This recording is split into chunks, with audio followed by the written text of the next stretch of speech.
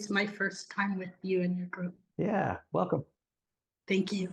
I have a question about after watching your YouTube NDE story Mm, about integrating my spiritual journey and life and purpose with my actual physical work. I babysit my 3-year-old granddaughter every day, and being peaceful, happy, joyous, carrying that presence in real life situations. It's a great big question, and I appreciate that about it.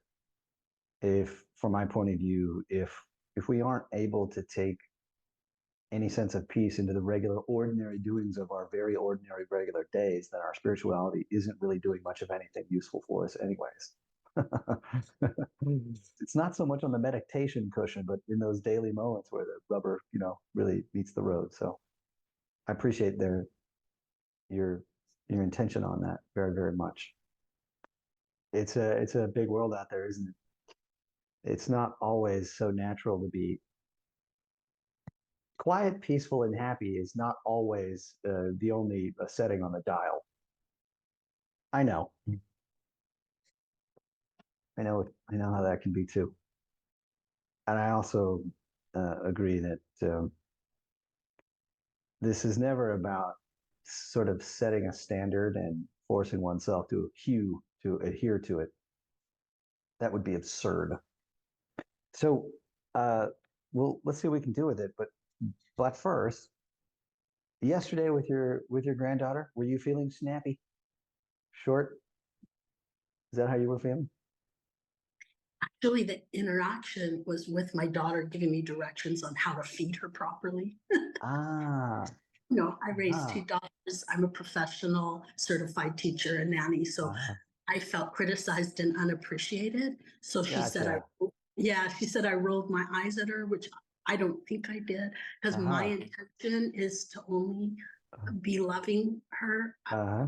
My intention is to take care of her daughter the way I Yeah. wish my mom would have helped me take care of Yeah. my daughter. My Yeah. intention is to love unconditionally. That's always my intention. So it Hmm. hurt my feelings to feel Right. criticized and unappreciated. Hmm. And and it also hurt my feelings that I was giving the impression I was mad and snappy. Right. So when I heard your NDE description of integrating my spiritual knowingness of the truth of what's on the other side and who I really am with Hmm.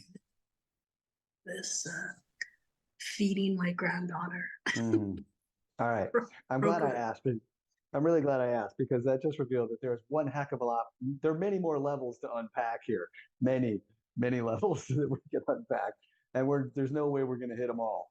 And I think I'd like to go with sort of one particular little angle. There's probably something about this that could be generalized to many and many people in many circumstances, but for the moment, I mean it very specifically for you. And it's because I think it's probably something that connects to something that you're already quite familiar with. Julia, would you tell me, can you give me a description of your own of what it means to be in touch with what it is you want to be in touch with? Like when you are in touch with it, how would you describe it? Like pick some experience from the past or a moment and just tell me how that was for you. Because of course you've had connection with those moments. There've been many moments, in all of your time where you were like, you know what, it was crazy in front of my face, but I totally kept my cool.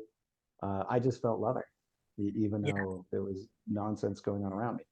Go ahead and just paint me the internal picture of what did it feel like to be there in that moment, in that way.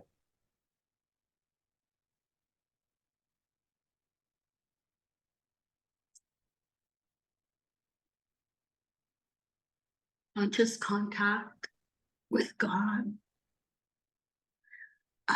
being present in the moment. And the crisis that I think was 2 or 3 weeks ago, our ceiling fan caught fire and we had to move out in one day with the baby and everything. And just going with the flow, feeling Mm-hmm. calm, stable, grounded, centered with the presence of my higher power. arriving at a friend's house where we were allowed to stay and having my daughter say, "Thank you, Mom, for remaining so calm." I was surprised at her compliment. Yeah, She nice. saw the calm presence of my conscious contact with God Mm, throughout that crisis moment. yeah. So usually when we end up talking about these things, I mean, a common way we go about this, Julia, and I'm glad you just told that story. It's very helpful for, I think, how we're going to go about this at the moment. But is is when you've fallen off your rocker, when you've fallen off the horse somehow, and all of a sudden you're all wound up. Maybe you're wound up enough to roll your eyes at somebody. I don't know. Maybe not. Hard to say. But it's not hard usually to be able to, if we went and dug around and picked that apart, there's some way in which we would find out that that was these external circumstances in some way tweaked something in you, probably something old and deep that has to do with some sort of old pattern within you, probably. And we could go through many levels of digging around it, find out what those patterns are all about, and that's good work. It's not what we're going to do today, but and I think you already are aware of that kind of thing.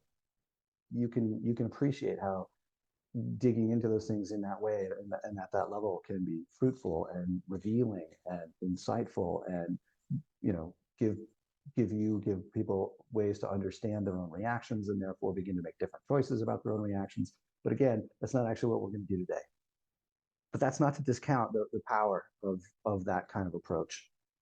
It is meaningful. It's always meaningful for all of us because we all end up in this world with our own little brand of dysfunction in some way or another. Otherwise, we wouldn't be here in the first place. So we'll take a slightly different tack, which is not finding out what was the dysfunction in you that caused your own meltdown, but rather we'll take a look at the perfection in what's out there first. We're going to flip it around completely for a moment. And your daughter, but clearly this doesn't have much to do with your granddaughter, by the way. Even though that's what we started with, if I'm not mistaken.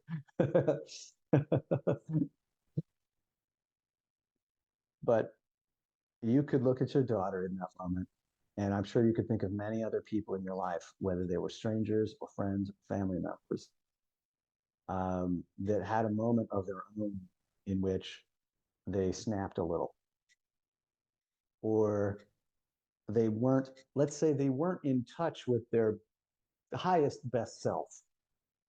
And they themselves, there's lots of ways we could describe it. We could say they were enveloped in their own little fear pattern for a hot second. And if they've lost touch with their own best self, for lack of a better term, sometimes in spiritual literature, sometimes it's described as people sleepwalking. They're asleep, like they're asleep to their own true nature, or something like that, right? And by the way, you're welcome to turn your microphone on if you like. Yes, someone told me, a friend told me she's asleep. Yeah. You're awake, she's asleep. Oh, that resonates. Thank you. Yeah.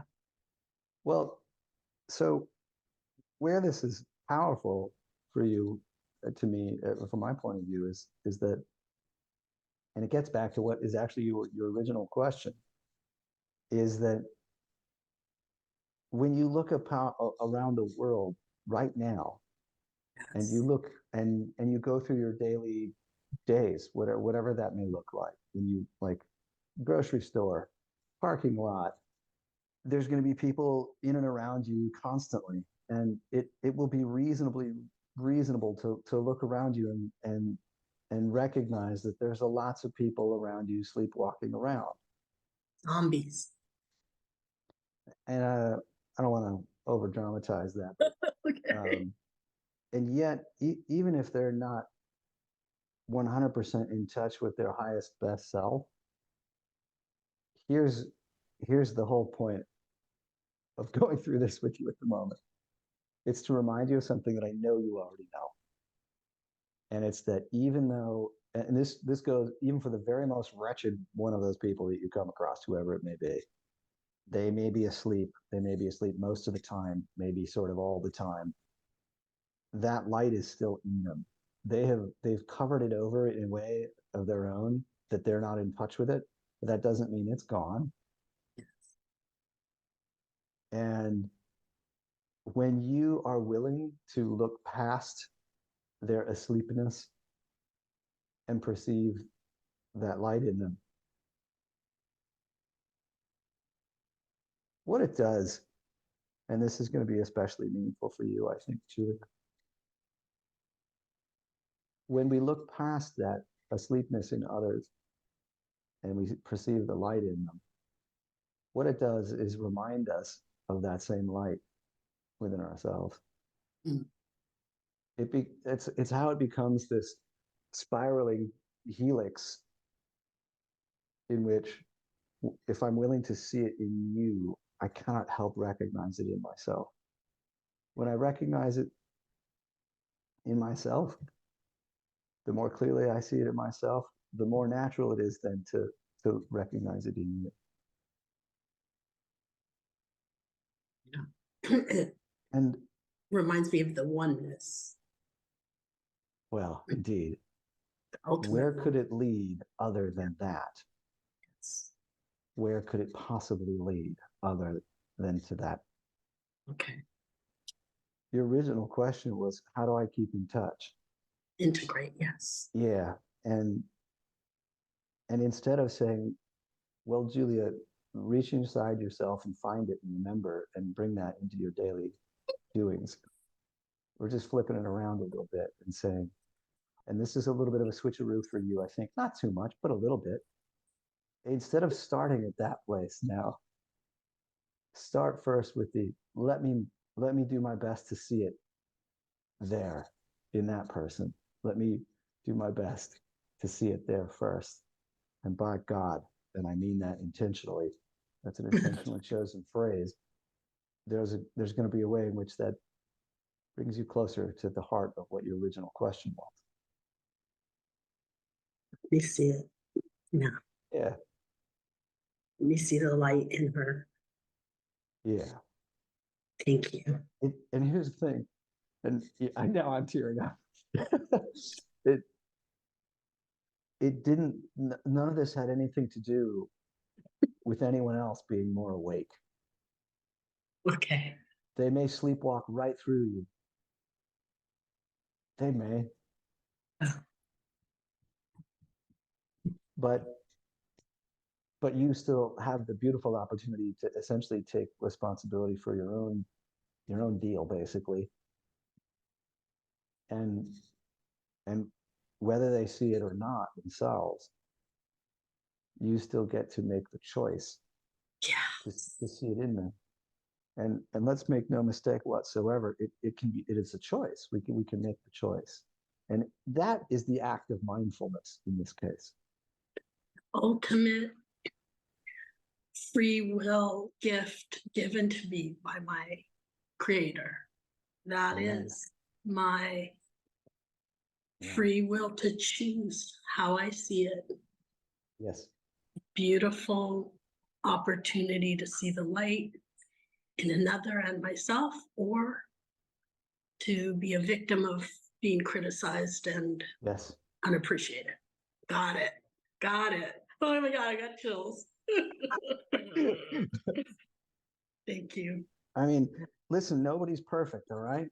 If you're on the planet, you're not perfect yet, right? I mean, I know people would like, there's some who would like to argue that point with me, right? I don't know if they're on our screen right now, but holding oneself to the standard of perfect on this one would also be absurd. Yes. So, in addition to, none of this means that the people in your life are going to necessarily automatically behave as if they're so darn awake. They might not. You know, one thing I know is that when we offer that to other people, and it usually happens without using words, by the way, as you're well aware, then sometimes that does make it's like it literally increases the candle power in their own light in a way that makes it more likely that they will have some awareness of it themselves. you know? But this is still not an act that's predicated on them being so awake. And I was going to make another point, and now I forgot what it was. So I guess I'll have to come back to it if I ever get around to remembering it. Thank you. I feel completely satisfied with the answers that came. Well, I'm so glad. I'm glad that's so. I guess here's what it is. I remembered what it was. None of this also is predicated on you never being triggered again, right? Like that moment when could be your daughter, could be anybody else, someone sets something off in you, something eye roll worthy, something that makes you go a little bit, I don't know if I like that. Whatever it is, doesn't matter, whatever it is, whoever it is. Because it's in that moment then that it's still the same. Again, I mean this for you particularly. It can still be the same process. Nobody's perfect. So if you're going to see the light in them and make that choice, then, if that beautiful little 3-year-old that you had in your arms a minute ago was feeling grouchy and let's say triggered, what are you gonna look at that beautiful little 3-year-old, roll your eyes and be like, oh, get off it? Probably not. No, I give her grace. I see the light behind her pain. Exactly. Yes. You're probably going to put your arm around that little one and be like, oh, sweetheart, you know full well that she is okay, that she is safe, that she is loved, and she doesn't see it at the moment. And it's literally like that. You feel triggered yourself. We have these two choices. You could roll your eyes at yourself and be like, oh, Julia, fucking, can you just knock it off?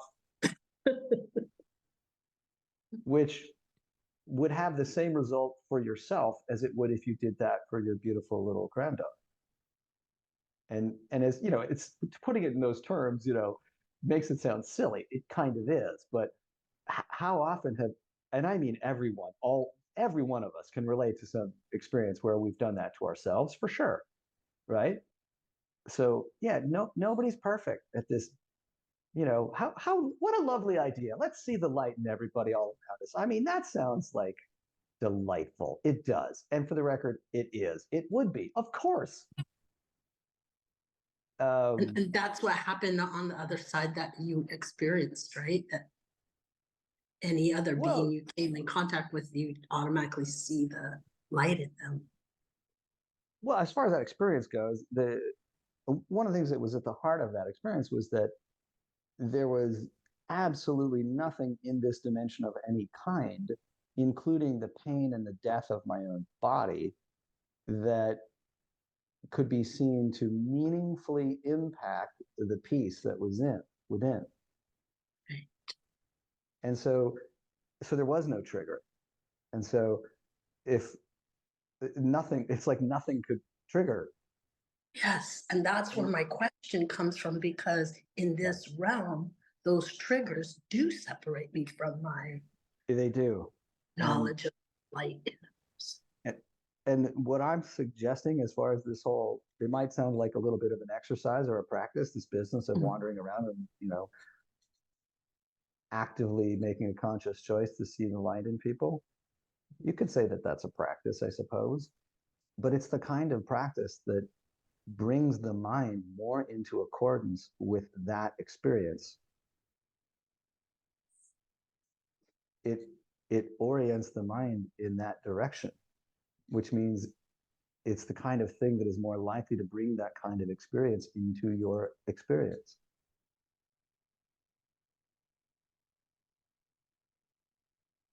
So these minds of ours, the way they're set up in this realm, repetition often makes a real big difference when it comes to learning. And in one sense, that's all I'm suggesting. This is like repeatedly turning towards something that orients your mind towards a framework of oneness.